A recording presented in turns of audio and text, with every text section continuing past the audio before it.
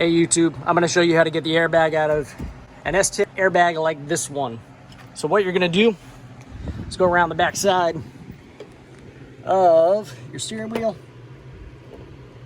and you're going to see these 4 slots, 2 on each side. You're going to take a flat bladed screwdriver. Make sure that before you screw around with the airbag, that your battery is disconnected, everything's discharged.